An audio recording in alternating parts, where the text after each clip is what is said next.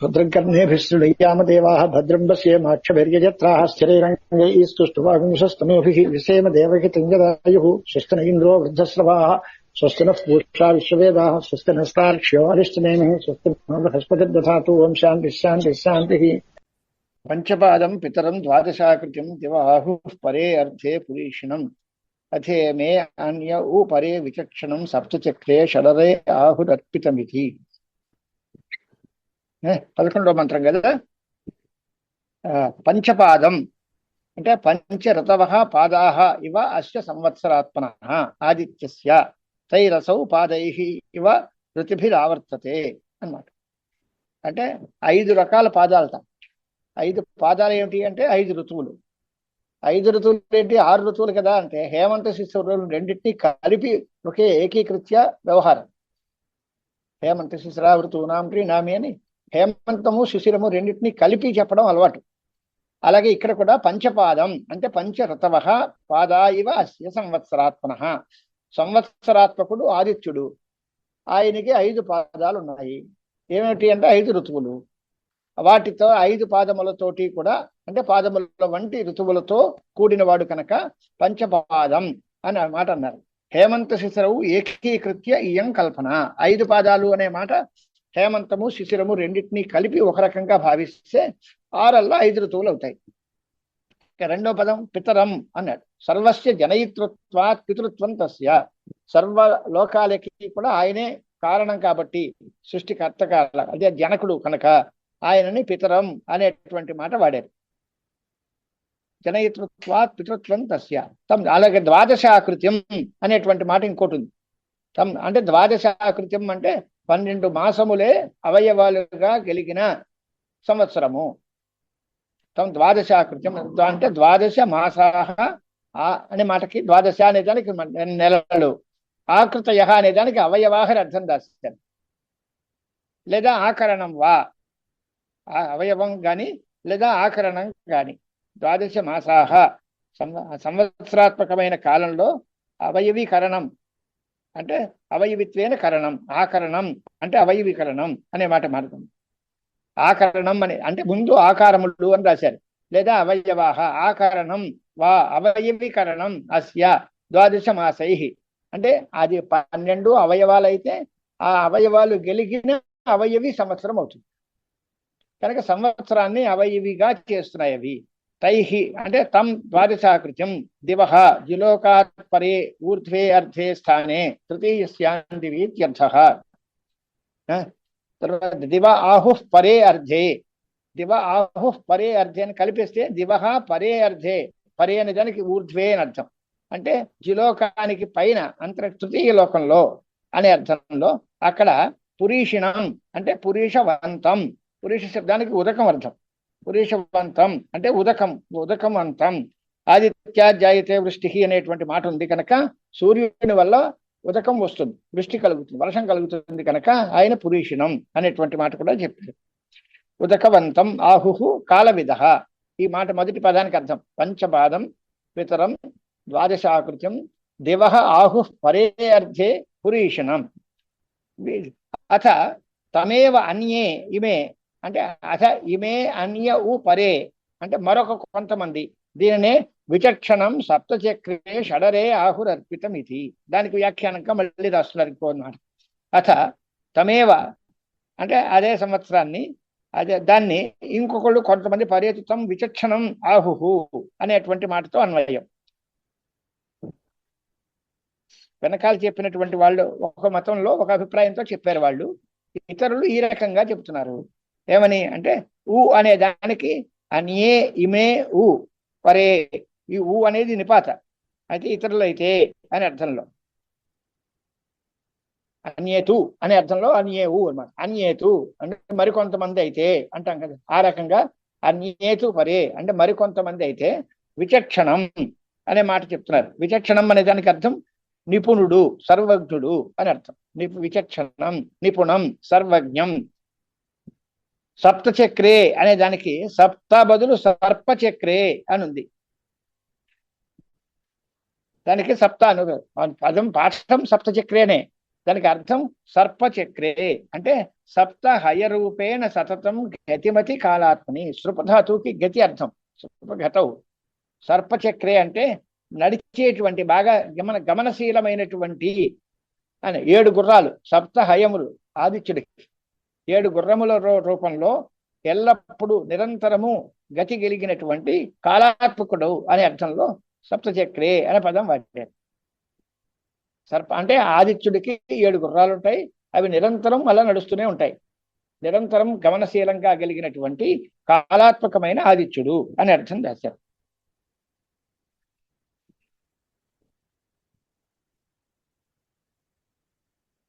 సప్త చక్రే అనే దగ్గర సప్త అనేది 7 అని అర్థం.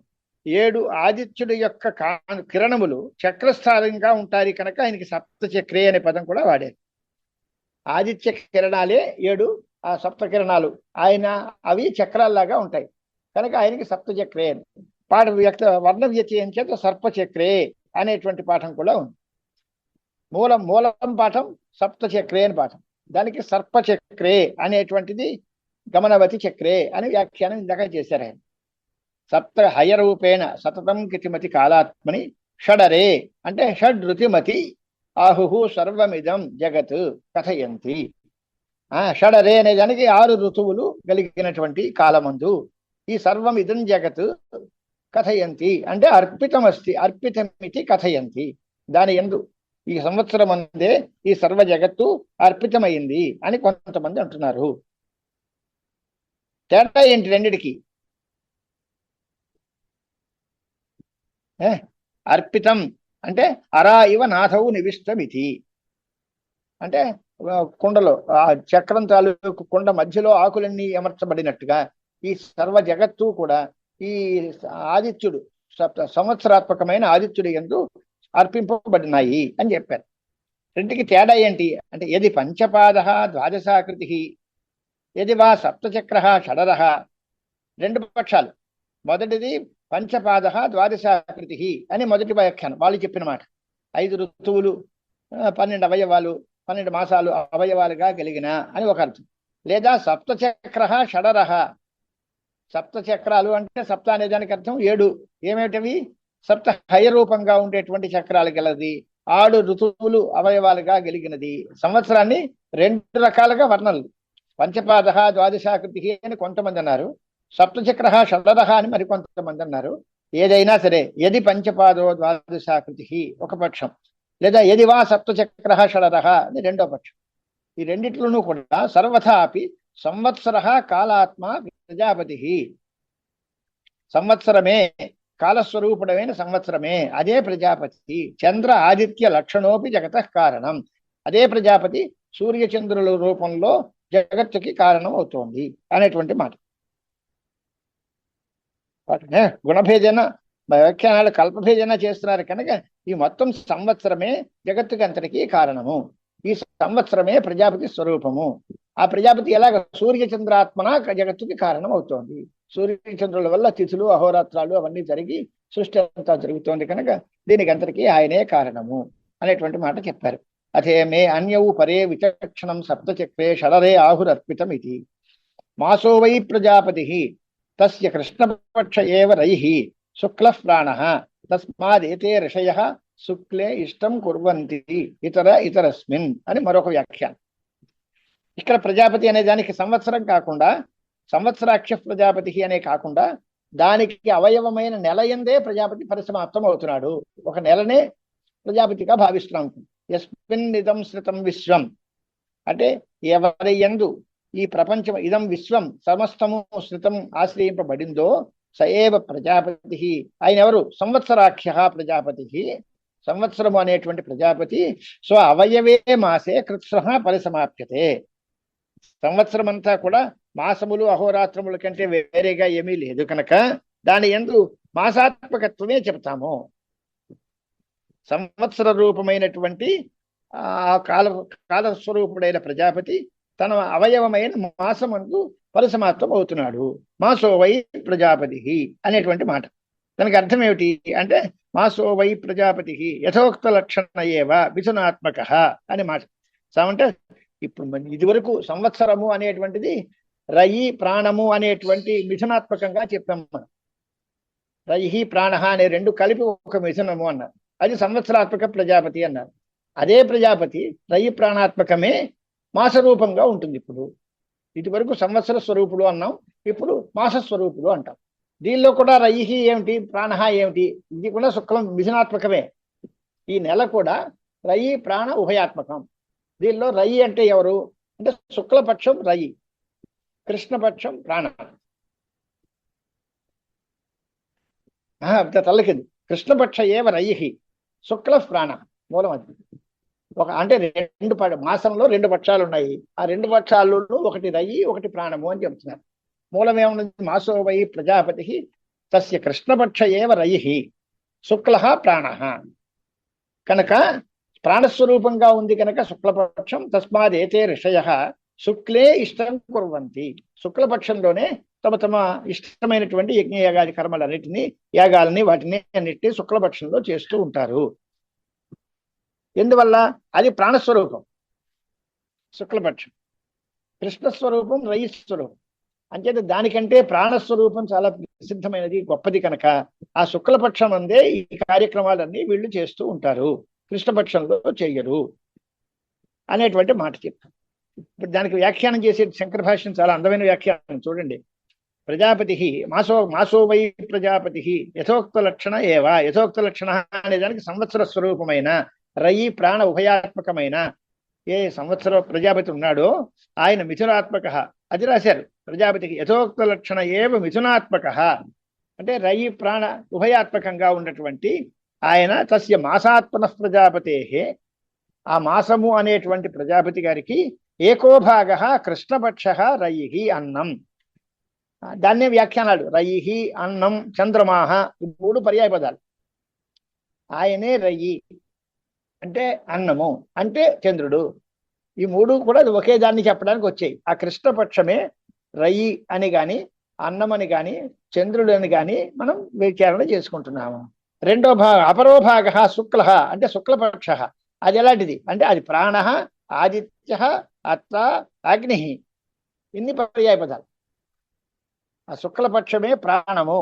రయి ప్రాణము అనే దాంట్లో రయి అనే దాన్నే అన్నము చంద్రుడు అనే భావంతో కూడా మాట్లాడాం. రెండో భాగం ప్రాణము, దాన్ని ఆదిత్యుడుగాను, అత్తగాను, అగ్నిగాను కూడా భావన చేస్తున్నాం.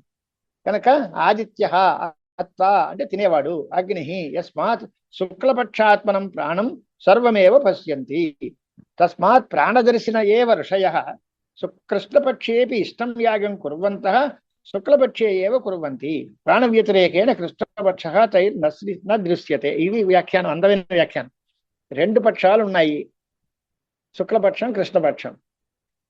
శుక్లపక్షము ప్రాణాత్మకము, శుక్ల ప్రాణ ఉంది. ఆ శుక్లపక్షము అనేటువంటి దాని అందే యజ్ఞయాగాది కర్మలు చేస్తున్నారు అనే మాట కనిపిస్తోంది. తత్రైవ కుర్వంతి అన్నమాట. అంటే కృష్ణపక్షంలో చేయరా అని. అంటే కృష్ణపక్షంలో చెయ్యరని కాదు అర్థం. వాళ్ళకి ఋషులకి కృష్ణపక్షం కూడా శుక్లపక్షమే అనిపిస్తుంది. వాళ్ళు దాన్ని కూడా శుక్లపక్షంగానే భావిస్తారు. ఎందువలన ప్రాణస్వరూపం గనక, ప్రాణ వ్యతిరిక్తంగా ఏమీ లేదు కనుక, ప్రాణము కంటే వేరేగా కృష్ణపక్షం వాళ్ళకి కనపడదు కనుక ప్రాణము అనేది శుక్లపక్షం కాబట్టి ఆ కృష్ణపక్షం కూడా వాళ్ళకి శుక్లపక్షమే అవుతుంది అనే మాట రాశారు శంకర భగవత్పాదాచార్యుల వారి భాష్యం. తత్ర అగ్ని శుక్లపక్షాత్మానం ప్రాణం సర్వమేవ పశ్యంతి. సమస్త విధమైన నెలని అంతటినీ కూడా శుక్లపక్షంగానే వాళ్ళు చూస్తారు. ఎందువలన వాళ్ళు ప్రాణస్వరూపుడు కనుక. ప్రాణదర్శిన ఏవ ఋషయ, ఋషులందరూ కూడా ప్రాణాన్నే చూస్తారు. ప్రాణాన్నే చూస్తారు అంటే సర్వం ప్రాణాత్మకమే ఉంటుంది వాళ్ళకి, ప్రాణము కంటే వేరేగా ఏమీ ఉండదు.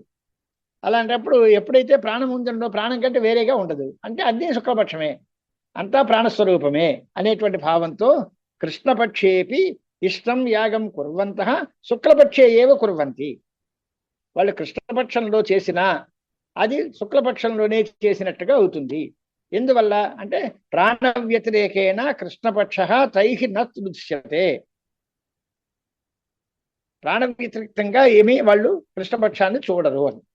ఇతరేతు ప్రాణం నపశ్యంతి, ప్రాణమును చూడరు ఇతరులు. వీళ్ళు ప్రాణం చూస్తారు, కాబట్టి వీళ్ళకి కృష్ణపక్షం కూడా శుక్లపక్షమే అవుతుంది. ఇతరులైతే ప్రాణాన్ని చూడరు కనుక అలా చూడకపోతే అదర్శన రూపమైన కృష్ణపక్షమే ఉంటుంది వాళ్ళకి. అప్పుడు వాళ్ళకి శుక్లపక్షం కూడా కృష్ణపక్షమే అవుతుంది. చూడరు కనుక, ప్రాణాన్ని చూడరు కనుక. ఎవరు ప్రాణాత్మకంగా అన్నిటినీ భావిస్తారో వాళ్ళకి శుక్లపక్షమే ప్రాణస్వరూపం కనుక ఆ శుక్లపక్షం అందే ఆ యజ్ఞ చేసినట్టుగా భావన ఉంటుంది. వాళ్ళు కృష్ణపక్షంలో చేసినా సరే శుక్లపక్షంలోనే చేసినట్టుగా ఉంటుంది. అలా కాకుండా ఎవరైతే ప్రాణాన్ని చూడరో వాళ్ళు అదర్శన లక్షణం కృష్ణాత్మానమేవ పశ్యంతి. ఇతరే అంటే వాళ్ళు ఇతరస్మిన్ కృష్ణపక్షే ఏవ కుర్వంతి శుక్లే కుర్వంతో అపి. శుక్లపక్షంలో చేసినా వాళ్ళకి ప్రాణ దర్శనం లేదు కనుక వాళ్ళు కృష్ణపక్షంలో చేసినట్టే అవుతుంది. అంటే ఎవరు ప్రాణాత్మకమైనటువంటి ప్రజాపతిగా దీన్ని భావన చేస్తారో వాళ్ళు కృష్ణపక్షంలో చేసినా శుక్లపక్షంలో చేసినట్టే. ఎవరు ప్రాణాత్మక ప్రజాపతిని చూడరో వాళ్ళు శుక్లపక్షంలో చేసినా సరే అది కృష్ణపక్షంలో చేసినట్టే అనేటువంటి భావం. ఇతరే ఇతరస్మిన్ కృష్ణపక్షే ఏవ కుర్వంతి. ఇతరే అనే దానికి ఇతరులు అని అర్థం కాదు, ఇతర మందు అని అర్థం. ఆ ఇతర మందు అంటే కృష్ణపక్ష మందు అని వ్యాఖ్యానం చేశారు. ఇతరే అనే మాట కుర్వంతి ఇతర ఇతరస్మిన్ రెండు మాటలు. ఇతరే ఇతరస్మిన్ ఇతరులు అంటే ప్రాణదర్శను కానివారు, ఇతరస్మిన్ అంటే కృష్ణపక్షమందు చేసినప్పటికీ కూడా వాళ్ళు ఆ శుక్లపక్షంలో చేసినా సరే కృష్ణపక్షమందే చేసినట్టుగా అవుతారు. ఇతరస్మిన్ కృష్ణపక్షే ఏవ కుర్వంతి శుక్లే కుర్వంతోపి. అంటే ఇతరే అంటే ప్రాణదర్శులు కానివారు శుక్లపక్షంలో చేసినప్పటికీ కూడా వాళ్ళు కృష్ణపక్షమందే చేసిన వాళ్ళు అవుతారు.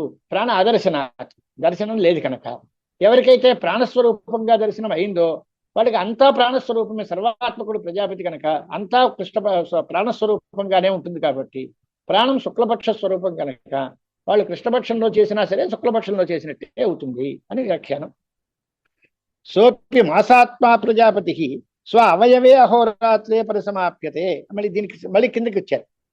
అంటే సంవత్సరాత్మక ప్రజాపతి అన్నారు కాలస్వరూపం. ఆ సంవత్సరం తన అవయవాలైన మాసములలో కాపుతాము, మాసంలో పరిసమాప్తి చెందుతాడు. ఇప్పుడు మాసాత్మక ప్రజాపతి తనకి అవయవాలైనటువంటి ఒక అహోరాత్రాల్లో పరిసమాప్తి చెందుతాడు. దానిలో చెప్పాలంటే ఏం చెప్పాలి మిథునంగా అని అంటే అహస్సే ప్రాణము, అలాగే రాత్రి అనేది రయి ప్రాణము రెండు. ఈ అహోరాత్రములలో అహస్సుని ప్రాణముగాను రాత్రిని రయిగాను భావించాలి.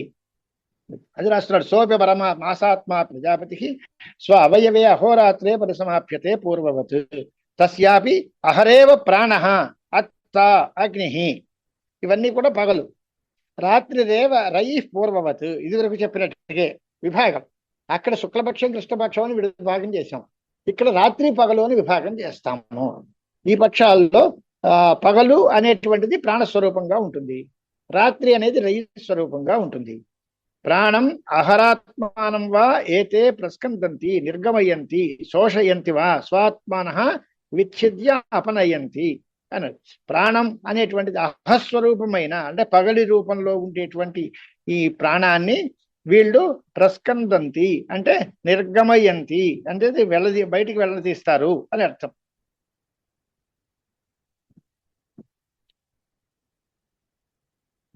అంటే రయి స్వరూపంగా ఉన్నది అన్నము చంద్రుడు, అవన్నీ రయి అన్నం చంద్రమాహ అది ఒక జంట.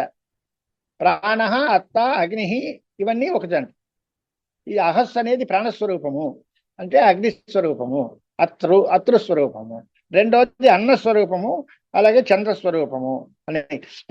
అహస్సుకి ప్రాణత్వోక్తి ఎందుకు చెప్పారంటే ఇది ప్రాణం కనుక దీని యందు ప్రాణస్వరూపమైనటువంటి దీని యందు సంసారాదులు చేయడానికి వీల్లేదు అన్నమాట. అది రాష్ట్ర ప్రస్కందంతి ఏ దివా రత్యా సంయుజ్యంతే బ్రహ్మచర్యమేవ తద్యద్ రాత్రౌ రత్యా సంయుజ్యతే. అంటే దివాకాలంలో మైథునం పనికిరాదు, కానీ ఇది ప్రాణస్వరూపం కనుక అహస్సు అనేది ప్రాణస్వరూపం కనుక అక్కడ రేతస్కందనం పనికిరాదు అనేటువంటి మాట చెబుతున్నారు. దివా అహని రత్యా రతికారణభూతయా సహ స్త్రియా సంయుజ్యంతే మిథునం మైథునమాచరంతి మూఢా. దివాకాలంలో మైథునం చేసేవారు మూఢులు. యతః ఏవం తస్మాత్ తన్న కర్తవ్యమితి ప్రతిషేధ ప్రాసంగిక.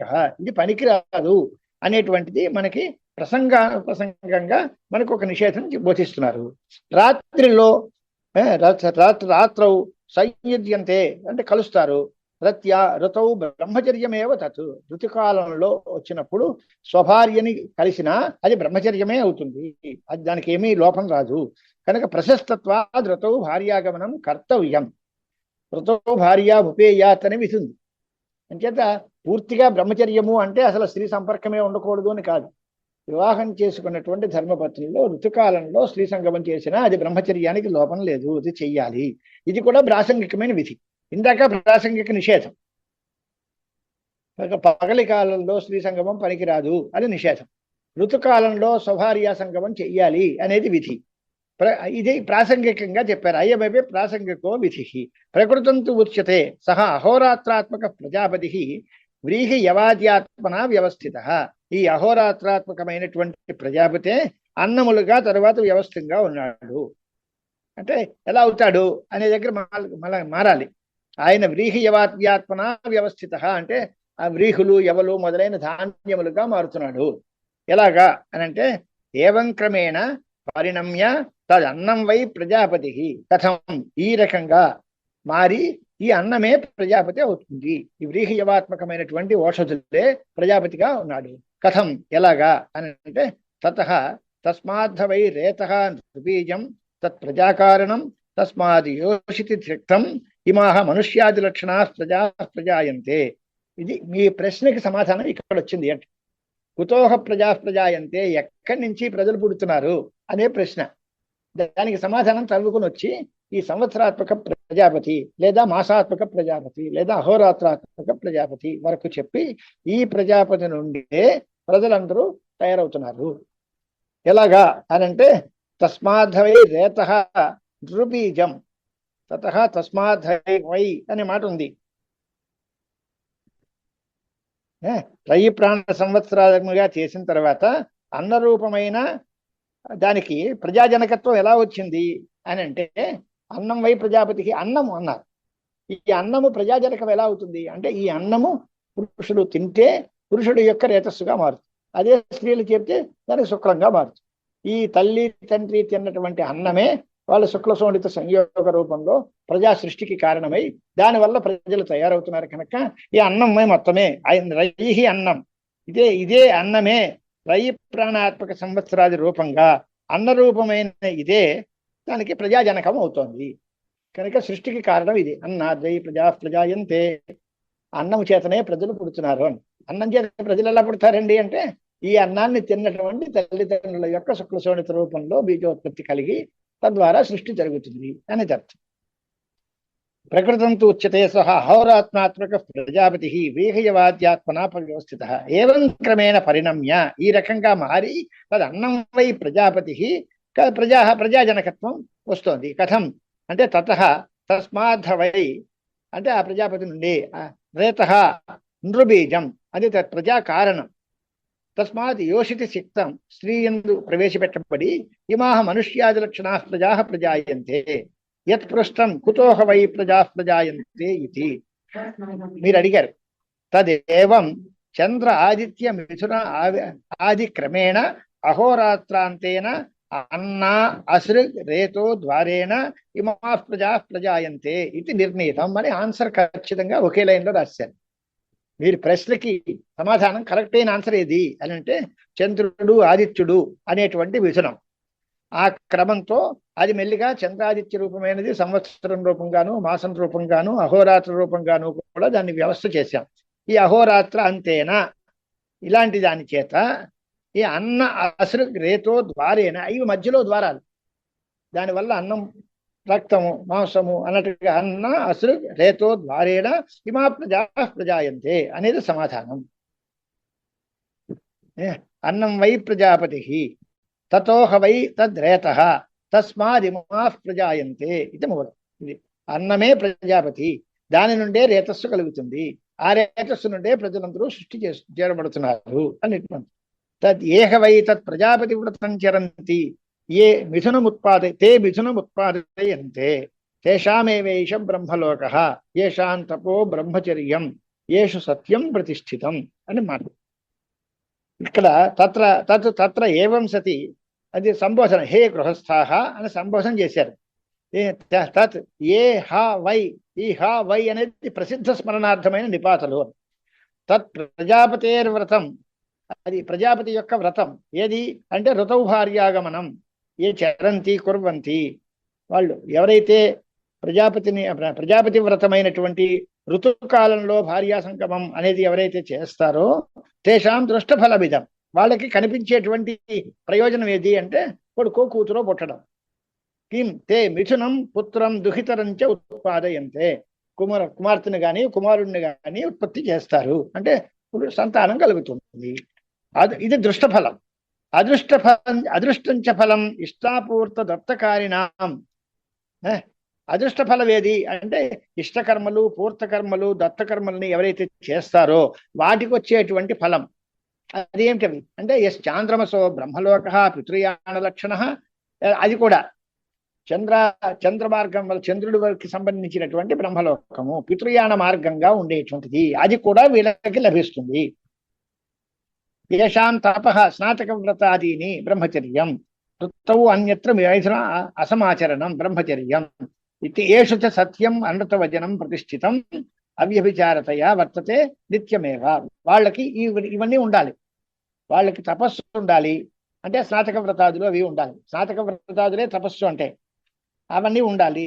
అలాగే ఋతువు అన్యత్ర మైథున అసమాచరణం, ఋతుకాలం తప్ప మిగతా చోట్ల స్త్రీ సంగమం లేదు అనేటువంటి బ్రహ్మచర్యం కూడా ఉండాలి. ఎప్పుడు వాళ్ళెవరు నిత్యము సత్యమే పలకాలి తప్ప అబద్ధం ఆడకూడదు. ఏషు సత్యం ప్రతిష్ఠితం, అంటే ప్రతిష్ఠితం అనే దానికి అవ్యభిచారతయా వర్తతే, అంటే నిత్యమేవ వర్తతే, ఎప్పుడూ సత్యమే పలకాలి, ఎప్పటికీ అబద్ధం ఆడకూడదు. అలాంటి ఎవరైతే ఉంటారో వాళ్ళకందరికీ దృష్టమైన ఫలం కుమార్తె కుమారుడు సంతానం కలగడం.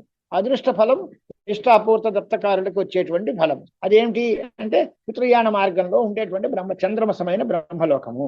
ఇది దానికి వాళ్ళకి వచ్చే ఫలము.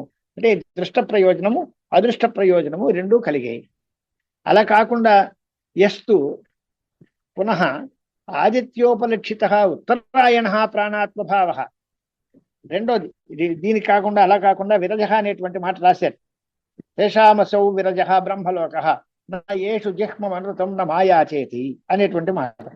ఈ ఉత్తరాయణ మార్గం చేత పొందబడేది ఏది అంటే ప్రాణాత్మభావ, అంటే అపరబ్రహ్మతయ అవస్థానం అనేటువంటి మాట. ఈ ప్రాణమే బ్రహ్మ అనేటువంటి భావంతో ఎవరైతే ఉంటారో వాళ్ళకి విరజ శుద్ధ నా చంద్ర బ్రహ్మలోకవత్ రజస్వల.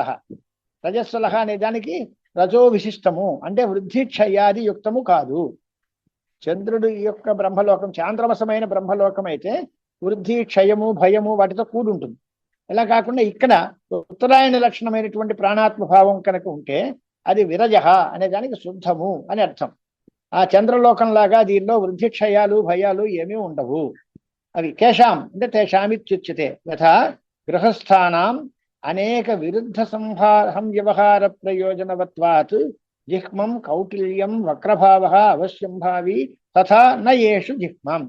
సాధారణంగా గృహస్థులు అనేకమైన విరుద్ధమైన వ్యవహారాలు చేస్తూ ఉంటారు. దానికోసం కొంత అబద్ధం ఆడటము, వంకరతనము, కౌటిల్యము, వక్రభావంగా ఉంటూ ఉంటుంది. అది అవశ్యం భావిగా తప్పనిసరిగా నడుస్తూ ఉంటుంది గృహస్థులకి. కానీ అవి లేని వాళ్ళు ఎవరైతే ఉంటారో వాళ్ళు ఏషాం ఏషు న జిహ్మం అనృతం న మాయా, ఎవరి యందు ఈ వంకరతనం అంటే వక్రభావం ఉండదో, ఎవరి యందు అబద్ధం ఉండదో, ఎవరి యందు మాయ ఉండదో అటువంటి వాళ్ళకి శుద్ధమైనటువంటి బ్రహ్మలోకం వస్తుంది. దానికి వృద్ధి క్షయము భయము ఇవేమి ఉండవు. యథాది గృహస్థానం ఉదాహరణ క్రీడా నర్మాది నిమిత్తం అనృతం అవర్జనీయం. మామూలు గృహస్థులకైతే ఏదో ఆటల్లోనూ లేకపోతే వేళకోళాలలో మాత్రము అపహాస్యం కోసము ఏదో అబద్ధం చెప్తూ ఉంటారు. కానీ ఇలాంటి అబద్ధం వాళ్ళకి ఎప్పుడూ కూడా ఉండదు. తథా నా యేషు తత్. అలాగే మాయ గృహస్థులకి ఉంటుంది, కానీ ఏ పుణ్యమైనటువంటి ప్రాణాత్మభావం కలిగిన వాళ్ళకి ఆ మాయ ఉండదు. ఇలాగే జిహ్మము అంటే వక్రత లేదు, అబద్ధం లేదు, మాయ లేదు. మాయ అంటే ఏంటి అని అంటే దాస్తున్నారు ఆయన గురుగారు. మాయా నామ బహిరన్యథా ఆత్మానం ప్రకాశ్య అన్యథైవ కార్యం కరోతి సా మాయా, అంటే మిథ్యాచార రూప. బయటికి చెప్పేది ఒకటి, లోపల చేసేది ఒకటి. బయటికి అన్యథా ఆత్మానం ప్రకాశ్య, తనను మరొక రకంగా చూపిస్తుంది లోకం. కానీ లోపల చేసే పని మాత్రం అన్యథా కార్యం కరోతి. దాన్ని మాయా అంటారు. అంటే మిథ్యా ఆచారము. అంటే లోపల ఉండే మాట వేరు, బయటికి చెప్పే మాట వేరు. ఇదన్నీ ఉపలక్షణాలు అన్నమాట. మాయా అనేది ఆ పైన చెప్పినటువంటి మాటలు, జిహ్వము, అనుసృతము, ఇవన్నీ కూడా వాక్యార్థానికి సంగ్రహంగా చెప్పిన మాట. ఇదంతా పరమహంస పరివ్రాజకులైనటువంటి వాళ్ళకి ఇది ఉండదు. ఇలాంటి మాయ గృహస్థులకి ఇవన్నీ ఉండడానికి అవకాశం ఉంది. ఏమంటే మాయేత్యేవమాదయో దోషాః యేష్వధికారిషు బ్రహ్మచారి వానప్రస్థ భిక్షుషు. దీనిలో గృహస్థులు తప్పించారు.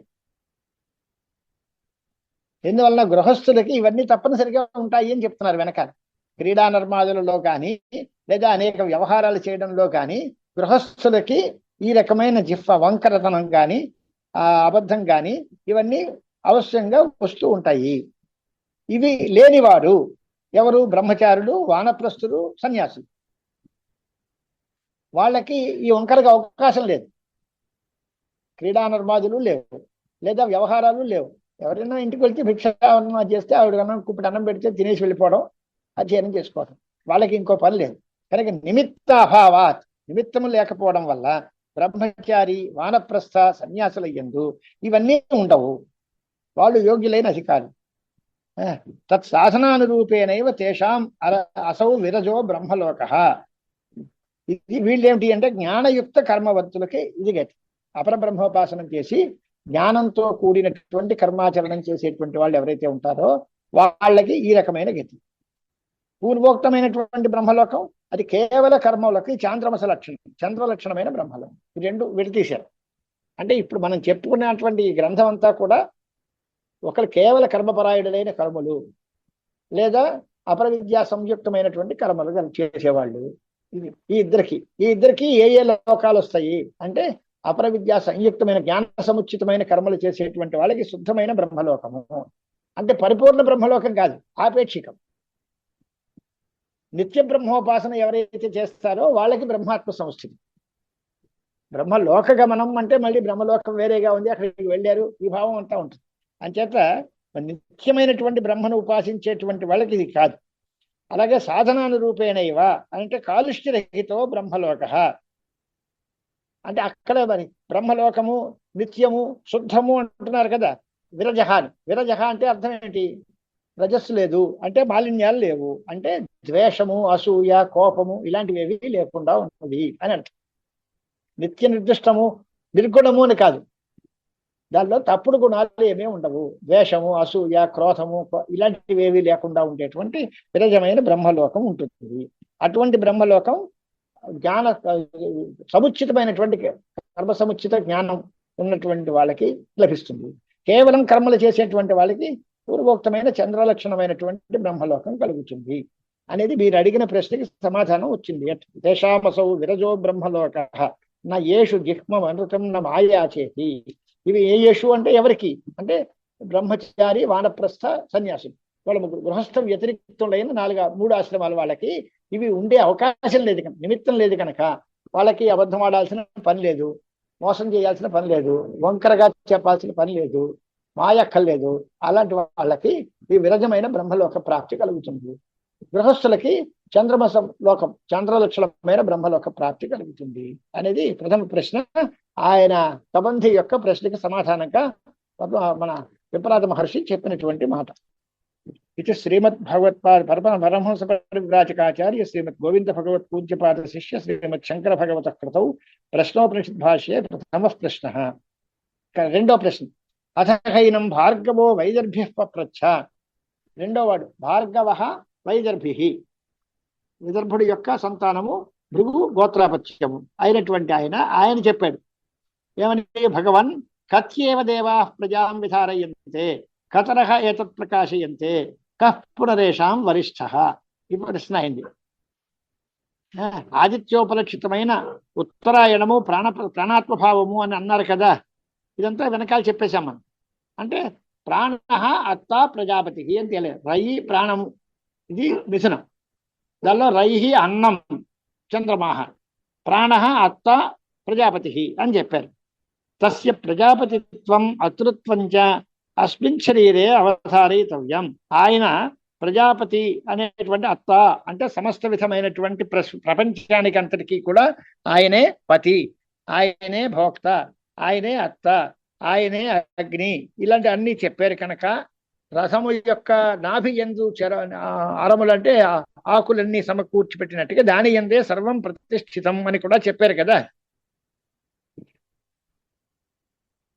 ప్రజాపతిత్వం అనే మాట చెప్పారు. అటువంటి ప్రజాపతిత్వము అతృత్వము ఈ శరీరం అందే మనం తెలుసుకోవాలి, ఈ శరీరంలోనే తెలుసుకోవాలి కదా. దీనికోసం రెండు ప్రశ్నలు వేస్తున్నారు ఆయన. అవధారయితవ్యం దగ్గర నుంచి ఒకసారి ఆనందగిరి వ్యాఖ్యానం చూస్తే తెలుస్తుంది. అత్త విశ్వస్య సత్పతి ఇది అతృత్వస్య ఏషః అగ్నిస్తపతి ఆరభ్య అరాయివ రథనాభూ ప్రాణే సర్వం ప్రతిష్ఠితం ప్రజాపతిస్రసి గర్భే అంతః త్వమేవ పతిర్జాయసే ఇత్యాదినా చ ప్రజాపతిత్వస్య ఉత్తరత్ర వక్ష్యమాణత్వాత్ అని రాశారు. ఇదముపలక్షణం పూర్వం గతిశ్రవణేన విరక్తస్యాపి చిత్తైకాగ్ర్యం వినా వక్ష్యమాణాత్మక జ్ఞాన అసిద్ధేః తదర్థం మందానాం ఫల విశేషార్థం చ ప్రాణోపాసనార్థం ప్రశ్నద్వయారంభః. ఈ రెండు ప్రశ్నలు వరుసగా వేస్తున్నారు. అతృత్వ ప్రజాపతిత్వాది గుణములు ఎవరికి ఉన్నాయి అనేది ఒక ప్రశ్న. తదుత్పత్యాది నిర్ధారణ పూర్వకం తదుపాసనా విద్యర్థం తృతీయ ప్రశ్న ఇత్యపి ద్రష్టవ్యం అని వ్యాఖ్యానం చేస్తారు. మూలం చూస్తే తెలుస్తుంది. ఇక్కడ ప్రశ్నలు ఏమైనా ఉన్నాయి. భార్గవి అయినటువంటి వాడు వైదర్భి కొన్ని ప్రశ్నలు అడిగాడు. ఈ శరీరంలోనే అదంతా తెలుసుకోవాలి అనే ఉద్దేశ్యంతో ఈ ప్రశ్నలు ప్రారంభిస్తున్నాము అని. ఏమని అథహైనం భార్గవ వైదర్భి పప్రచ్ఛ భగవన్ కత్యేవ దేవాః, ఎంతమంది దేవతలు, అది ఒక ప్రశ్న. ప్రజాం విధారయంతి, ఈ ప్రజలనంతటినీ ధారణం చేసేటువంటి వాళ్ళు ఎంతమంది. కతరహ ఏతత్ ప్రకాశయంతే, ఎంతమంది కతరే అంటే ఎంతమంది దీన్ని ప్రకాశింపజేస్తున్నారు. కఃపునరేషాం దాల్లో ఎవరు కాల గొప్పవాడు అని. ఈ మొదటి ప్రశ్న చూడండి. హే భగవన్ కత్యేవ దేవాః ప్రజాం శరీర లక్షణాం విధారయంతే విశేషేణ ధారయంతే, ఎంతమంది ప్రజలు ఉన్నారు, ఈ శరీరము అనేటువంటి దీన్ని ప్రజని ఎవరు ధరింపజేస్తున్నారు అంటే విశేషంగా ధరిస్తున్నారు, ఒక ప్రశ్న. రెండోది కతరే బుద్ధి ఇంద్రియ కర్మేంద్రియ విభక్తానాం ఏతత్ ప్రకాశనం స్వమాహాత్మ్య ప్రఖ్యాపనం ప్రకాశయంతే కోసౌ పునరేషాం వరిష్ఠః ప్రధానః కార్యకరణ లక్షణానాం. ఇది రెండోది. బుద్ధీంద్రియము అంటే జ్ఞానేంద్రియాలు, అలాగే కర్మేంద్రియములు కొన్ని ఉన్నాయి. వీటిని అన్నిటికీ విభక్తములైనటువంటి వీటి యొక్క మాహాత్మ్యాన్ని తెలియజేసేటువంటి వారు ఎవరు, ఎంతమంది, వాళ్ళలో ఎవరు గొప్పవాడు. తృతీయ ప్రశ్న. కే భగవన్ కత్యేవ దేవాః ప్రజాం అంటే శరీర లక్షణం, ఈ శరీరము అనేటువంటి స్వరూపం కలిగినటువంటి ప్రజను ఎవరు విధారణం చేస్తున్నారు అని ఒక ప్రశ్న. విధారయంతే అంటే తదుత్పత్తి ఎలా కుదిరింది అనే మాట. అలాగే ప్రజాశబ్దం చేత శరీరమే తీసుకున్నాం కనుక ప్రాణధారకం కాబట్టి ప్రాణధారుడు చేసేటువంటి వాడు జీవుడు కాదు.